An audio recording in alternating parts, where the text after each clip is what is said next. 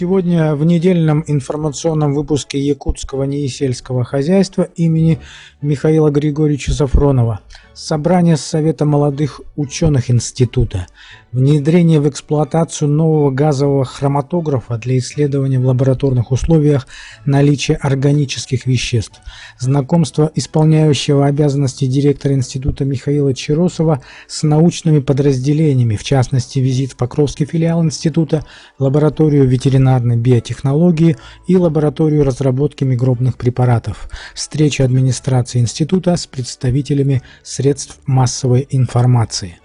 На встрече представителей Совета молодых ученых института под руководством Ивана Алферова рассмотрены актуальные вопросы, как форма и критерии стимулирующих выплат для лаборантов-исследователей и молодых специалистов института.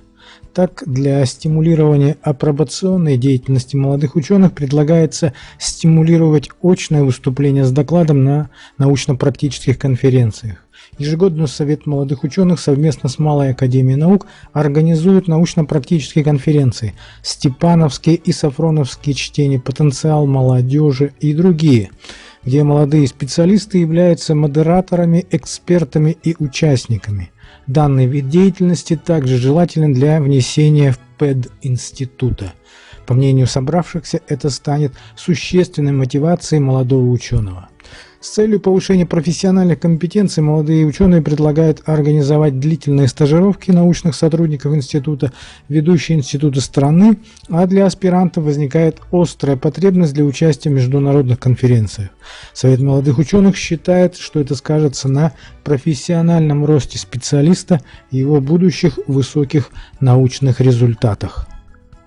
На этой неделе состоялся запуск нового лабораторного оборудования газового хромато-масс-спектрометра, благодаря которому испытываемый образец проходит программируемое испарение, хроматографическую разгонку с последующим разделением сложных смесей и выделением чистых компонентов или узких фракций методом газовой хроматографии. На выходе экспериментатор получает информацию о качественном и количественном составе разделенных на компоненты смесей веществ при помощи их детектирования. На этой неделе прошло обучение группы сотрудников института, которые будут проводить свои лабораторные испытания. Представитель московской компании Интерлаб доходчиво объяснил нашим специалистам возможности прибора и нюансы работы с ним. Итогом плотного рабочего графика стало подписание акта приемки нового оборудования Центра коллективного пользования ФИЦ ЕНС-Саран, на которой присутствовал заместитель генерального директора Николай Иннокентьевич Голиков. Предлагаем вашему вниманию интервью с события. Уважаемые коллеги, у нас в институте в рамках Центра коллективного пользования ФИЦ ЕНС-Саран появился интересный прибор, газовый хромато-масс-спектрометр Маэстро Альфа-МС. Специалисты у нас отвечает за это Владимир Батюшкин. А обучиться попросили побольше народа, чтобы знали возможности и понимали, для чего это надо использовать. Установлен прибор, который позволяет идентифицировать ряд химических соединений, является золотым стандартом, используется в антидопинге, например, при использовании таких препаратов, которые позволяют. А в нашем случае может использоваться для обнаружения стеринов, пестицидов, жирных кислот, липидов. Большое. Я думаю, что это один из таких этапов важных в нашей аналитической работе. Требуется на каждом этапе профподготовка. Можно анализировать свободные молекулы, которые всегда присутствуют в тех же ягодах, травах, всякие кислоты летучие, уксусную кислоту, без особой профподготовки. То есть, извлекая, вкалывая, можно увидеть то же самое, сейчас уксусную, бутановую и так далее, кислоту.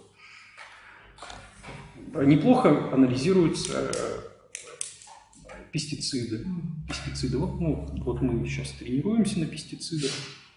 Летучие компоненты, флавоноиды, вот можно посмотреть, они придают и запах, ну, они всегда присутствуют в растительном сырье в каком-то. Что можно? Ну, обязательно, конечно, анализ жирных кислот. Жирные кислоты, они, ну, как и набор белки, жиры, углеводы. Это основные компоненты, которые присутствуют в любой продукции сельхозназначения, как говорится. То, что мы потребляем, то, что холестерин, холестерол, ну или всякие холестаны растительного происхождения. Ну, что касается гранта Центра коллективного пользования, да, это второй этап уже пошел этого гранта. Первый этап это был в прошлом году. Мы в прошлом году для Института биологии приобрели сканер, приобрели комплекс генетической лаборатории, молекулярно-генетической лаборатории. Институт физтехпроблем Севера приобрел там профилометр. И вот Институт горного дела приобрел там мельницу там, для измельчения там, горных пород. И в этом году уже это вот в этом году в плане у нас стоят там 4 закупки, из них вот одна из них вот ваша закупка, газовый анализатор, вот Маэстро GX. Вторая там позиция у нас, 2 позиции у нас по Институту гуманитарных исследований, это будет комплекс, реставрационный комплекс для архива. И еще одно оборудование, вот тоже Института гуманитарных исследований, это сканер специальный для сканирования рукописных материалов. И еще для Института горного дела Севера тоже приобретается георадар, это установка для исследования там, горных пород там, внутри, ну, подземных, для подземного сканирования там, горных пород. Еще впереди у вас практически получается 2,5 месяца. Чтобы закончить вот это, по нашему вот этому гранту, там надо освоить, апробировать новые методики, вот как то, что вот сейчас Евгений Владимирович там нам рассказал, там, вот эти методики. Потом еще мы должны там внедрить новые услуги в Центре коллективного пользования, используя вот разработанные методики. Ну вот мы пока вот сделали определенный этап только. Ну и еще вот в плане там вот, старт обучения мы уже сделали, но я бы посоветовал бы, чтобы руководству, чтобы да, вот на таком оборудовании более профессионально, ну, чтобы более конкретно уже очень хорошо работать. Вот фирма Interlab имеет специальную вот такую подготовительную, да, у вас у них есть хорошая, там, значит, уже они набирают группы, потом обучают специально уже конкретно под этот газоанализатор.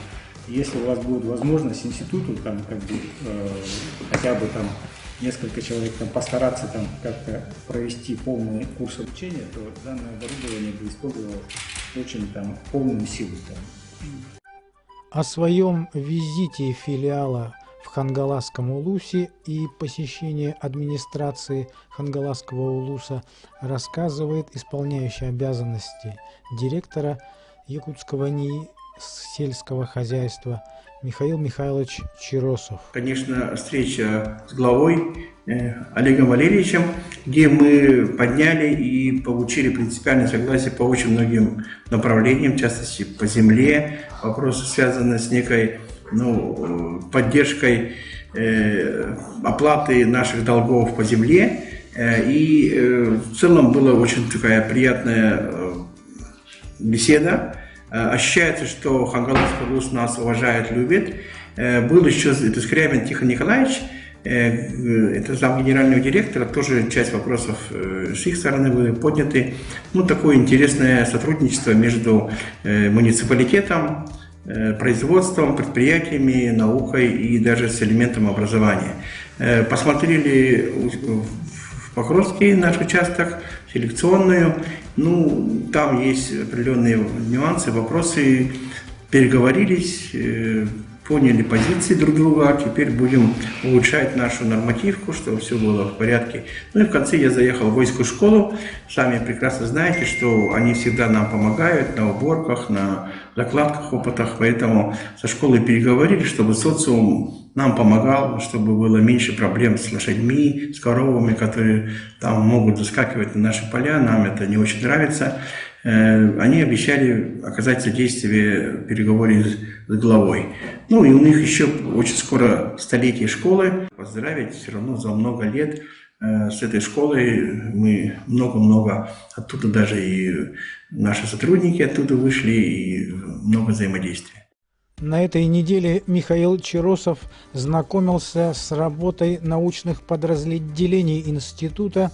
В частности, он посетил лабораторию ветеринарной биотехнологии и лабораторию разработки микробных препаратов.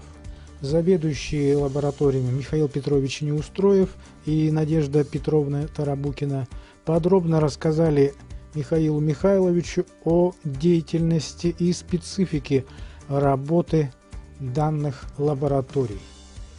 На этой неделе также состоялась встреча администрации института с представителями средств массовой информации. В частности, на встрече присутствовали представители телекомпании «Округ ТВ» и газеты «Якутия».